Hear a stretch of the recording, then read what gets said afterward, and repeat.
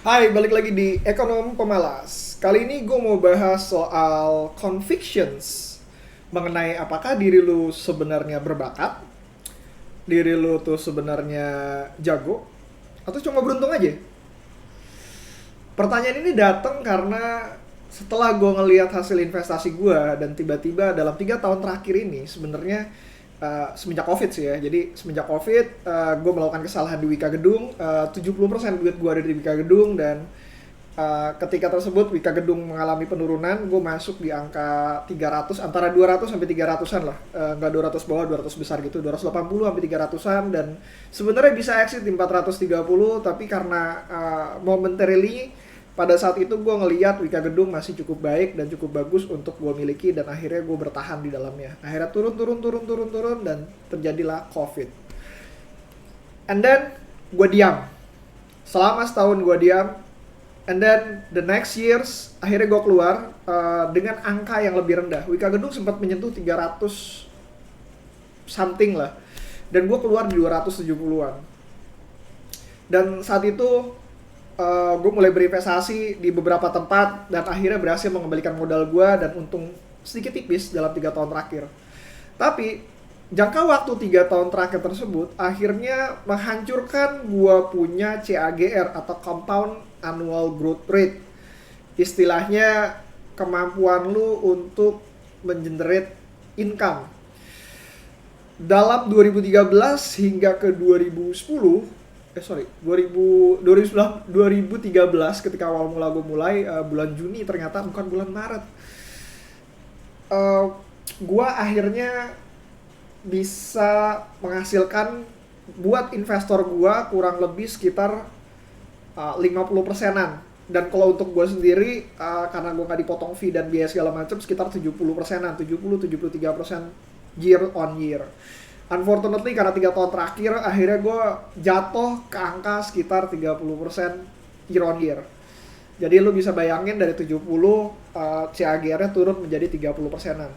Not bad, tapi membuat gue berpikir apakah dalam waktu 2013 hingga 2019, kurang lebih sekitar 5 tahunan, itu adalah investasi gue yang benar-benar beruntung atau emang karena gue jago analisa.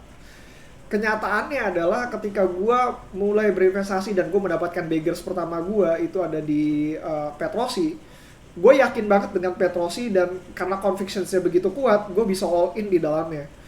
Berikutnya lagi karena resikonya terlalu besar, gue masuk di 2 buah waran, yaitu Bank Victoria dan Bank Victoria dan Emcor dan Bevic. Emcor tuh apa ya? Multicore tuh Bank Windu.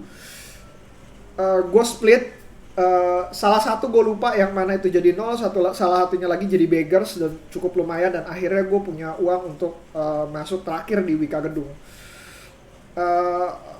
Perjalanannya ya seperti itu sih, sempat masuk range market dan segala macam. Cuman gue hanya punya 2 kali beggars, dan gue kerasa bahwa diri gue tuh sebenarnya nggak cukup jago dalam dunia ini, yang akhirnya gue harus meminimalisir risiko. Maka dari itu gue sekarang masuk fokus investing, tapi nggak benar-benar masuk secara keseluruhan karena gue belum pernah nemuin convictions yang begitu bagus seperti Wika Gedung lagi gitu. Ketika Petrosi, Wika Gedung waktu itu convictionsnya bagus banget, dan kenapa gue bisa masuk 70% dari dana gue, karena gue pikir kalau misalkan salah 30% masih bisa oke lah gitu. Dan kenyataannya nggak seperti itu gitu. Dan akhirnya gue mesti ngeliat lagi apakah gue bener-bener jago atau enggak. Dan ini ada di setiap pertanyaan dari masing-masing investor yang pemula, apalagi yang kurang dari 10 tahun seperti gue. Setelah itu lu bisa ngeliat lagi, kalau misalkan lu ngeliatin di Stockbit, ada beberapa orang yang bahkan dengan tingkat pendidikan, mohon maaf, lebih rendah dibanding kita, tapi pencapaiannya luar biasa sekali, dan gue ngerasa dia tuh jago banget. 1-2 kali lu bisa anggap hoki. Jadi gue bisa bilang bahwa 1-2 kali gue mungkin hoki. Tapi kalau misalkan dia melakukan 3-4 kali, that's a skill. Itu mengerikan sekali gitu. Dan gue berusaha mencari tahu bagaimana cara mereka mendapatkan conviction mereka itu sendiri. Uh, dan dan menarik ya, ada beberapa saham yang sebenarnya adalah incaran gua waktu pas ada di situ. Contohnya apa? Contohnya INKP. Kedua adalah Indospring. Uh, INKP, Indospring, lalu ada Indica Energy. Itu adalah beberapa yang loss dari genggaman gue. Artinya gue nggak mendapatkan gain di sana karena gue memilih saham yang lain. Padahal sudah jelas-jelas bahwa itu lebih murah dan lebih bagus lagi. So balik lagi sih sebenarnya seperti yang singkat gue Munger yang mengatakan ini bahwa intangible loss itu lebih tinggi atau lebih besar dibanding tangible loss. Tangible loss lu tahu lu udah berinvestasi di dalamnya dan lu mengalami kerugian, tapi intangible loss lu berarti kehilangan kesempatan untuk menggandakan uang lu. Gue gak bisa bilang bahwa semuanya itu adalah masuk ke dalam ranah gue. Beberapa aja yang benar-benar masuk ke ranah gue. INKP masuk ke ranah gue, masuk ke radar gue. Tapi kalau misalkan ada orang lain beggars gak dalam radar gue ngerasa bahwa ya sudah lah gitu. Kalau lu beggars di Arto, lu beggars di mana lagi, BBYB, gue gak tahu cara mereka melakukan valuasinya. Tapi ya sudah lah, gue emang gak masuk ke dalamnya gitu.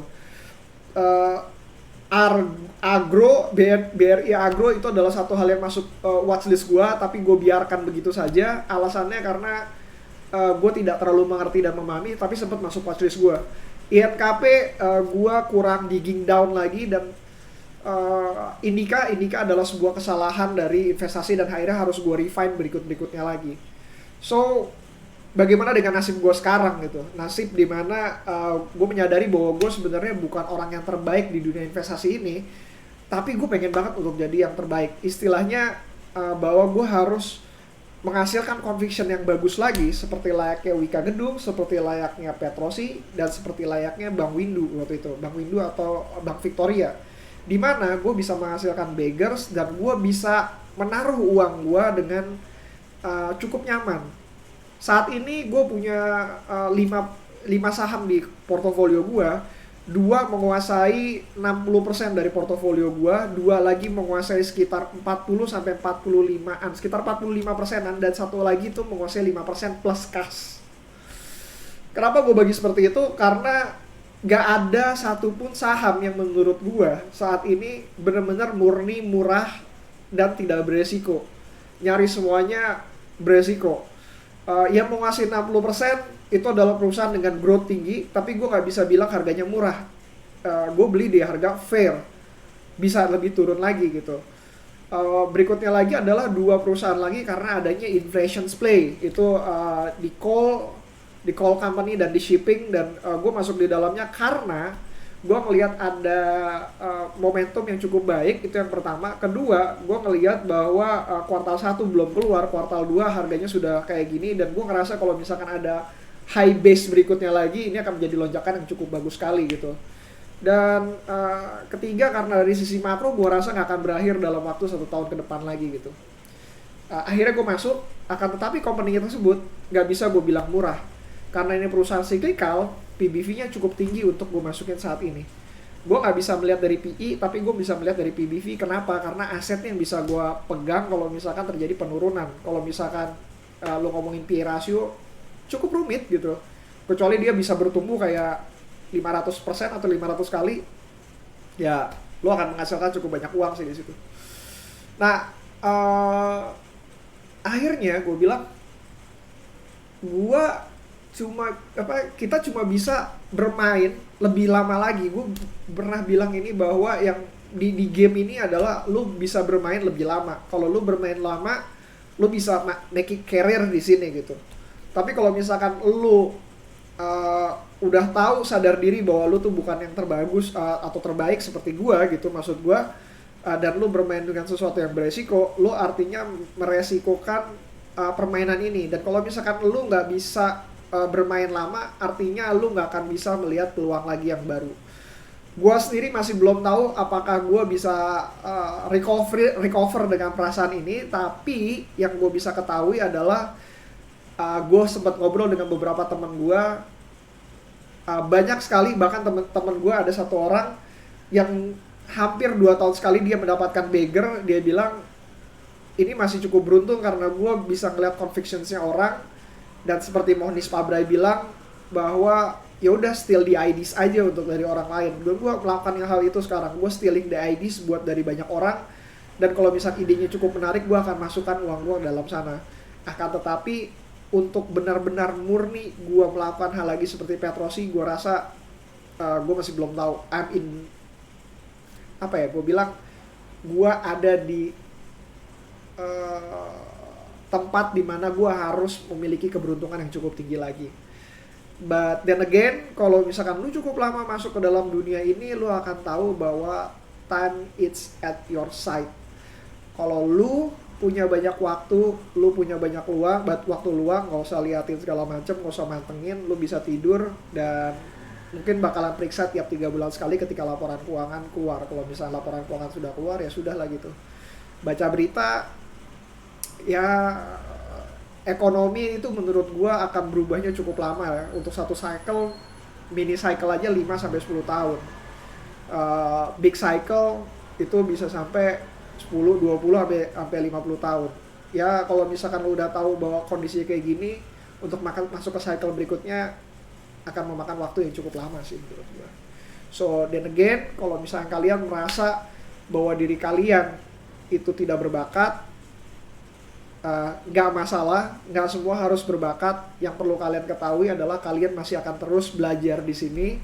Kalian harus tetap berada di dunianya ini, dan in the end kalau kalian cukup lama di dunia ini akan ada 1-2 saham yang masuk ke dalam radar kalian dan kalian berinvestasi di saham tersebut, dan saham-saham tersebut akan berubah hidup kalian langit dan bumi. So that's it. Untuk menemukan saham yang bisa merubah langit dan bumi tersebut, ini bakalan jadi sebuah adventures buat kalian, buat kita juga, buat gua juga. Dan mungkin see you again next time. Kalau ada pertanyaan, lu bisa ke bayutabusala@gmail.com atau lu bisa Instagram gua. Message aja, gue terima dan gue akan balas dengan baik kalau misalkan kalian ada pertanyaan. Di @bayutabusala, ya, instagram.com @bayutabusala. See you again next time. Bye.